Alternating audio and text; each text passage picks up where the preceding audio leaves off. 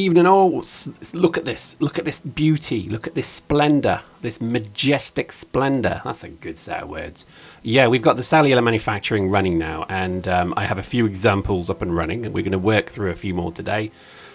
This is completely pointless though. Everything I'm doing here is absolutely not required. I guess that's the true of all mega bases, isn't it? You don't need to do a mega base, but you might as well, because hey, that's part of the game. Loving cellular stuff. To me, this is like totally what I wanted to do with the city blocks, but city blocks kind of became a bit too big. It's very difficult to fill a city block as well. So for me, this is something I'm enjoying this. So what are we doing? Well, we're doing the basic components to begin with. So green, red and blue chips. We're doing plastic. We've actually got power up and running as well, but you'll see that in the next video. This one is really just focusing on a very straightforward cellular manufacturing setup. Now, the beauty of Volcanus is the fact that you've got pretty much liquid metal and copper just delivered to you. So you can then dictate and decide what you want to do with that, which is, it's just splendid.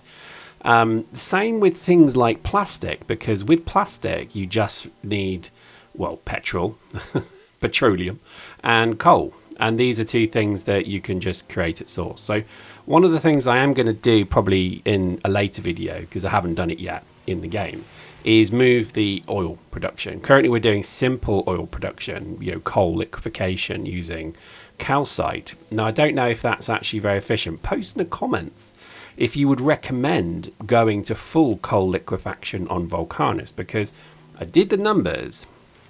It looks like it's more productive to do coal liquefaction, but I'm not entirely sure it's actually worth the effort, because the simple coal liquefaction using calcite seems incredibly easy. So anyway, post in their comments, tell me what you think, unload your mind brain to me and let me know your thoughts, because I'm not sure if it's worth doing, so we'll see. When it comes to power, absolutely we've gone calcite liquefaction, whatever they call it. You create steam, basically pouring sulfuric acid over calcite, create steam, and that obviously then can be chucked through a turbine, and basically you're producing power. So we've included that into the cell, but you'll see that next time. What we're trying to do at the moment is really figure out what maybe to build in these early stages of the cell. I learned about cellular manufacturing when I did my engineering degree way back in the Ice Age, and it was really interesting to me because it talked about all the different ways you can do manufacturing. So let's have a little bit of a manufacturing conversation.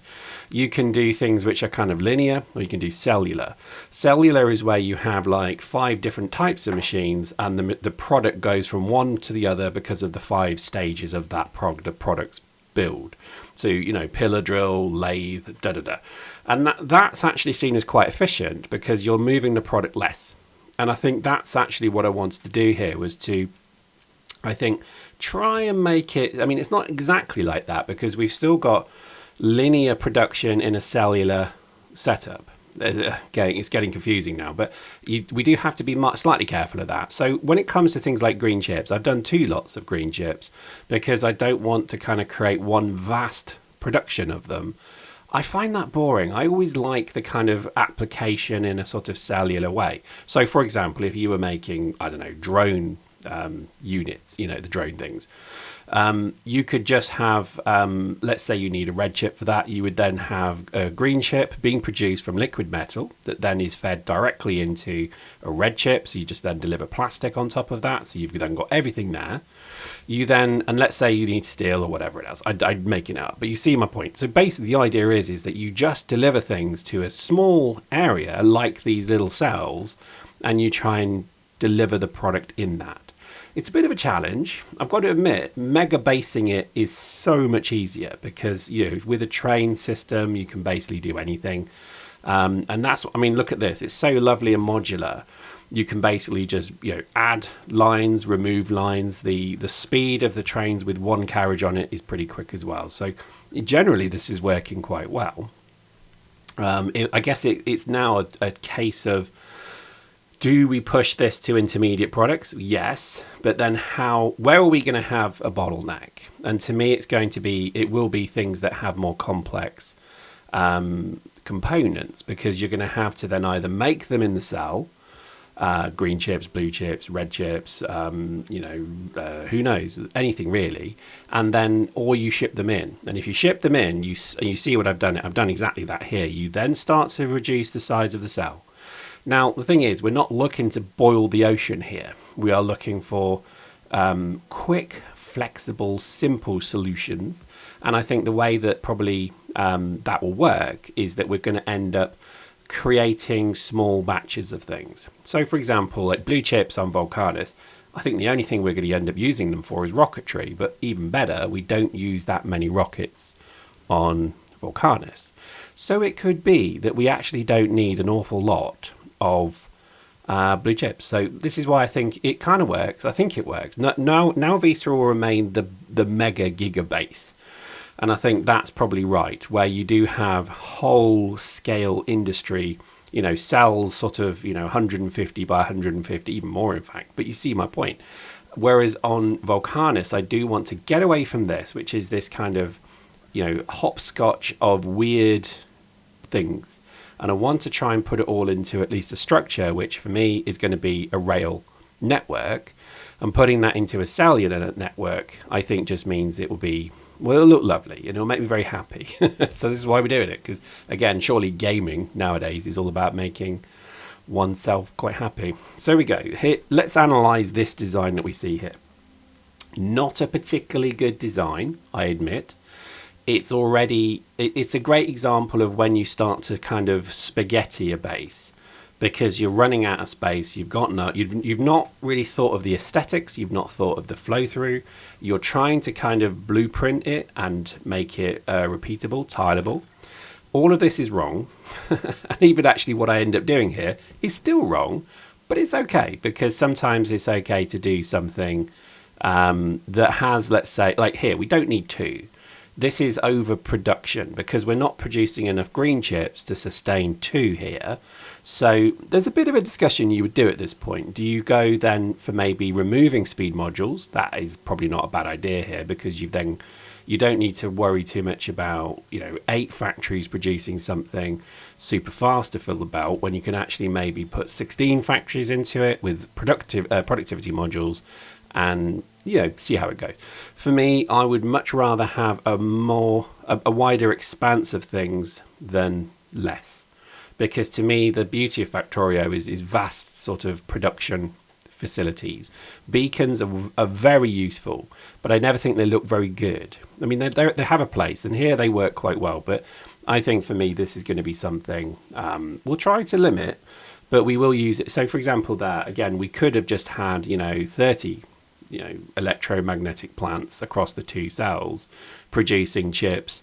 I don't mind that we've gone with something a bit simple, because it looks quite nice and it's actually very efficient. So it does seem to produce a full belt of green belt as well of chips, which is good. But let's see if it does continue that. And again, we're using common setup chips here, so or rather modules.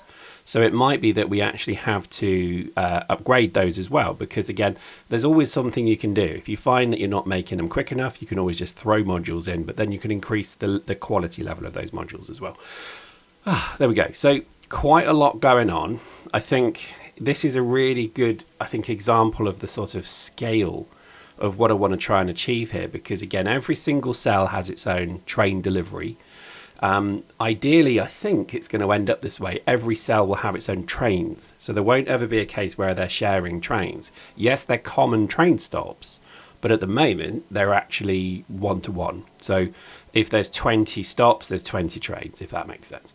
And I think that's the right way to be. Now, because again, it's a pure fluke that I didn't design this was pure luck. I actually made it so that each of these stops has just enough room for 2 trains as well. So that means that you then start to reduce buffering. So for example, it will burn through coal and green chips so fast that if you don't have that second train waiting and ready to go, the production will stagger. It will stall, which is what you don't want. So again, this is something we'll see. I do like the design. It's very swooshy and whooshy. I think that's a technical term, by the way. I do quite like it. I think it works quite well, and it looks pretty good. I've always enjoyed bases with 1 train and 1 carriage as well.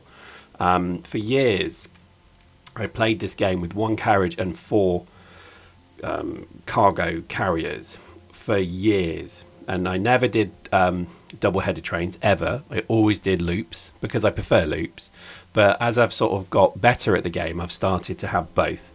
So there are some instances where you have, I mean, most of Nauvis is double-headed trains and 4 carriages, which works perfectly. I think it's even 5, actually. No, it's 4, definitely 4. But here, I want to try and make it so that each planet has a unique feel and style to it. So for me, Volcanus it's kind of like a Forge world, quick, fast. Things are sort of happening. Production is happening. Hammers dropping on anvils and sparks flying. That's what I wanted in my head. That's what I saw when I kind of thought of what I want Volcanus to be. And I think this is exactly what I wanted, because when this is all done and you've got like 20, 30, 40 cells of manufacturing, it's going to be thoroughly exciting. I will do my little trick, which is you just jump from train to train and you just enjoy the base. And I think this is something we'll certainly do, because I think at the moment I can see that there's actually quite a lot I could do here as well. And maybe export. We've not really looked. I mean, currently I have 2 rockets serving Volcanus. 2. That's nothing. When you think about actually what you can build on this planet and how much you could produce, surely this is maybe a candidate for maybe even producing blue chips and shipping them all around the solar system. I mean, it could be. And I quite like that thought. I've always wanted the sort of manufactory in space. So, like a red dwarf. That's why my ship looks like red dwarf. I like the idea that it's a giant mining ship that also produces things and so on. I quite like that, but I think ultimately we'll end up with a city ship, that just a mega base ship or whatever you want to call it, that will go from planet to planet.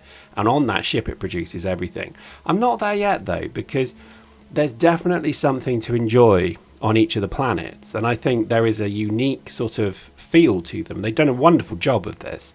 Halfway through playing this footage, Gleba completely goes wrong, and you'll see why at the end of this one. It kind of goes a bit wrong, and it's really interesting, because then you think to yourself, well, this design of Gleba to me is going to be fast paced. So you grow things, you process them, and then you get them through the production line as quick as possible, and then you burn them.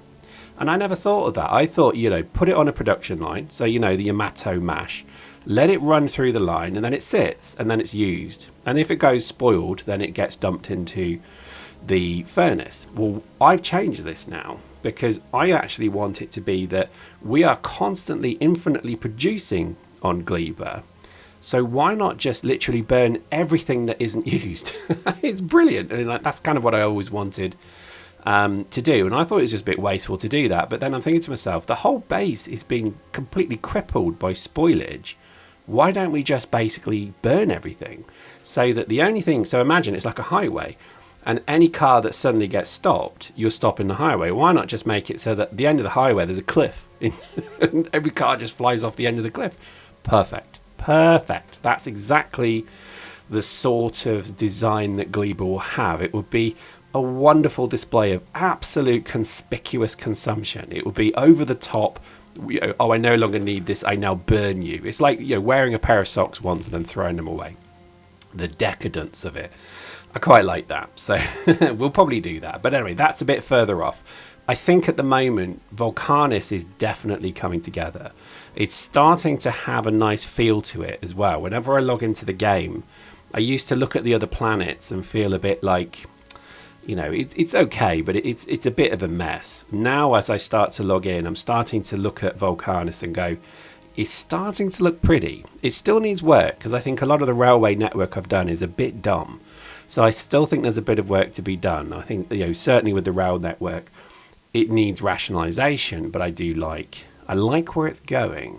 And I can see that through trains, belts, etc., you can make something quite nice. Not that I don't have a problem with bots, but I don't want bots to be the backbone of any base that I have. I mean, maybe Aquilo. No, actually, Aquilo's, that's dumb, isn't it? Because Aquilo, just the energy drain on them is too much. You see my point. I mean, I want to produce something that just looks great. And I think that's very much the design drive that I'm trying to build here. I want something that, whenever I log in, I can just sit it and go, yeah, I like that. It looks pretty. And that's engineering 101. It should be something that you're proud of and that you think, yes, that looks spot on. That's absolutely what I wanted. Even just things like here with the belts, I'm not happy with the way it looks. I want it to sort of look a particular way so that it has that sort of feeling of, I don't know, connection and cleanness. And I think that's, again, it sort of, this game really does highlight if you've got maybe a slight autism problem, but I think I definitely do, because when I start to look at things you can do with this game and making it right, I'm happy to spend hours to make it look nice. And I'm quite sort of relieved in a way that I am able to do that. I always find that's the rule of life, actually. You should always try and make good quality things. Whatever you do, whatever job you do, or whatever, course you're doing, have pride in what you do. If you literally take pride, I mean, it's like a craftsman, someone who, a handyman, to a caretaker, to a, anything really. If you have pride in what you do, it will serve you well. And I think Factorio is a wonderful example of this, because if it is all a complete mess, you never really engage with it and you never really like it as much as you think you do. And I think that's something to sort of bear in mind. It's that whole kind of, I mean, if you ever read Jordan Peterson, don't worry, I'm not going down a rabbit hole there, but I read, whenever somebody challenges me with various topics, I always try and read them, because I don't like to be told things. I like to sort of work things out myself. So if somebody says to me, so-and-so has a good book, you should read it, even if I maybe don't agree with all of their politics, I'm still going to read it and get my own opinion. I'd rather form my own opinion. And Jordan Peterson's someone I actually think is quite an interesting character. I mean, lately he might have said some crazy stuff, but his book, 15 Rules to Whatever It Is for a Life, it's not a bad book, because it's all the simple stuff that, your parents will tell you. Clean your room, tidy up, be decent, when you come and deal with people, try and have a very positive mindset. Don't sort of like enter into things with a negative mindset. And I think that is, again, in Factorio, again, where am I going with this? But in Factorio, you should try and relate things to, that style of trying to make something that, you're proud of, and that you can kind of say, yeah, I did that and I'm proud of it. And I think there's something very cool about that. So there we go. Let's switch this thing on. It's not efficient in any way. As you can see already, the first set of 8 are taking everything.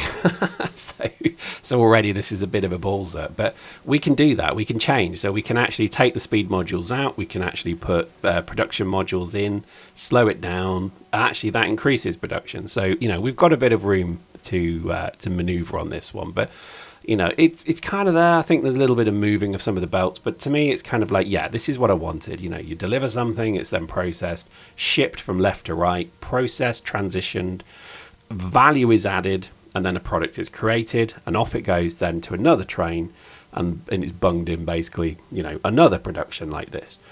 Now, interesting. If you stay to the end of the video, well done, because you're about to see an interesting F-up. So you see the bottom, that little warning. I am about to notice something that's majorly wrong, and we'll wait until I literally notice it. It's quite funny. While this was happening, I was not aware that Gleba are completely soft-locked. So basically, everything on Gleba had absolutely stopped, and it was an interesting problem, which I'll show you next time. But it was fascinating, because what that meant is that we weren't taking bioflux to Nauvis. As you can see, yep, I'm starting to notice it. What's going on in Nauvis? Yeah, that's the problem. So all of our, I can't remember what they're called, biochambers, I think they're called. These things, the hives, the things, yeah, uh-oh. And we'll see you that next time. But hopefully you've enjoyed that. And yeah, we'll enjoy that moment next time.